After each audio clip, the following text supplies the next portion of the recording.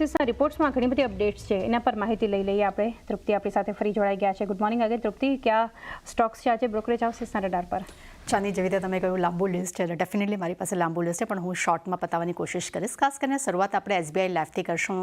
Result બાદ આપણે સેલેસે તરફથી રિપોર્ટ આવતો જોવા મળ્યો છે. તેમને આઉટ પરફોર્મ રેટિંગ આપ્યા છે. ટાર્ગેટ તેમને 2180 રૂપિયા પ્રતિ શેર કર્યા છે. તેમનું માનવું છે કે Q1 FY26માં VNB માર્જિન લગભગ ત્યાં 60 બેસિસ પોઈન્ટનો એક સુધારો જોવા મળ્યો છે વાર્ષિક ધોરણે, પરંતુ સામે ફ્લેટ એજન્સીસ ચેનલ્સને કારણે કરીને એપી ગ્રોથ જે છે અહીંયા વાર્ષિક ધોરણે 9% પર જોવા મળ્યો છે.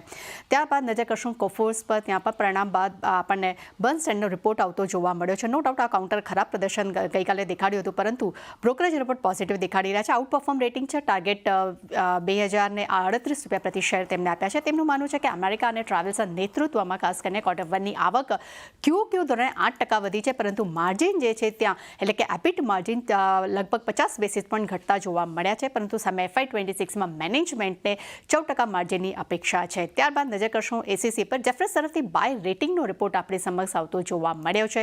લક્ષ્યાંક તેમને 2465 રૂપિયા પ્રતિ શેર કર્યા છે. તેમનું માનવું છે કે એબિટા અનુમાનથી ખરાબ રહ્યા છે, પરંતુ સામે સિમેન્ટની આવક જે છે ત્યાં લગભગ 5%નો ગ્રોથ જોવા મળ્યો છે, અને ત્રિમાસિક આધારે ત્યાં 3% એક મજબૂતી જોવા મળવાના પણ તેમને અહીંયા અંદાજ કરતાં પણ વધુ રાખવાની તેમને વાત કરી છે. તે સાથે તેમને પણ કહેવું છે કે અપેક્ષા કરતાં વધુ ખર્ચને કારણે કરીને માર્જિનમાં અહીંયા દબાણ જોવા મળ્યું છે, અને ખાસ કરીને 40 MTPA ક્ષમતા 17 પ્લાન્ટ્સ અને 69,000થી વધુ ડીલર નેટવર્ક્સને સાથે સમગ્ર ભારતમાં આ કંપનીએ પોતાની મજબૂત હાજરી અહીંયા દેખાડી છે. એટલે ખાસ કરીને પોઝિટિવ રિપોર્ટ આપણે સમક્ષ જોવા મળી રહ્યો છે. ત્યારબાદ નજર કરશું SRF પર. સિટી તરફથી વેચવાલીનો રિપોર્ટ છે.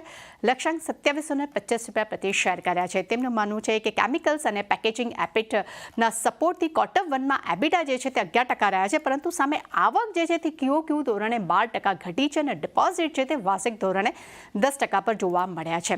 ત્યારબાદ નજર કરશું CG પાવર પર. યુબીએસએ તરફથી બાય રેટિંગ્સ છે, પરંતુ ટાર્ગેટ તેમને ઘટાડ્યા છે અને 890 રૂપિયા પ્રતિ શેર કર્યા છે. તેમનું માનવું છે કે કંપનીનું Q1માં ઓર્ડર્સ જે છે તે વાર્ષિક ધોરણે 71% વધ્યો છે, પરંતુ સામે ઇન્ડસ્ટ્રીયલ ઓર્ડર જે છે તેમાં ક્યુ ધોરણે નરમાશ જોવા મળી છે, અને ખાસ કરીને જેટલા મોટા ઓર્ડર્સ મળ્યા છે તેને કારણે કરીને કંપનીના પાવર ઓર્ડર્સમાં વાર્ષિક ધોરણે 115%નો એક ગ્રોથ જોવા મળ્યો છે, અને પરંતુ સામે એલટી મોટર ગ્રોથ ઘટવા છતાં પણ જુલાઈમાં કિંમતો જે છે તેમાં 5%નો એક ગ્રોથ જોવા મળ્યો છે.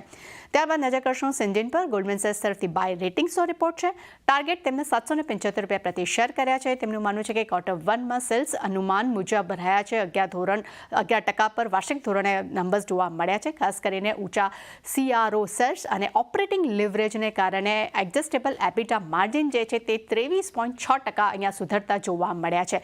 ત્યારબાદ છેલ્લે નજર કરશું AB રિયલ એસ્ટેટ પર. અહીંયા નોમુરા તરફથી બાય રેટિંગનો રિપોર્ટ છે, પરંતુ ટાર્ગેટ તેમને ઘટાડ્યા છે. તેમને 2550 રૂપિયા પ્રતિ શેર કર્યા છે. તેમનું માનવું છે કે FY26માં કંપનીનું પ્રી સેલ્સ ગાઈડન્સ જે છે તે વધ્યું છે, અને તે તેમને 9,500 કરોડ પર રાખ્યું છે. સાથે તેમને પણ કહેવું છે કે 14,000 કરોડના મજબૂત લોન્ચ પાઇપલાઇનનો સપોર્ટ જે છે તે પણ આ કાઉન્ટરને મળતો જોવા મળ્યો છે. એટલે પોઝિટિવ રિપોર્ટ અહીંયા જોવા મળી રહ્યા છે. એટલે ઘણા બધા કાઉન્ટર્સ છે, પણ દરેક પર આપણને એક એક્શન જોવા મળી શકે છે.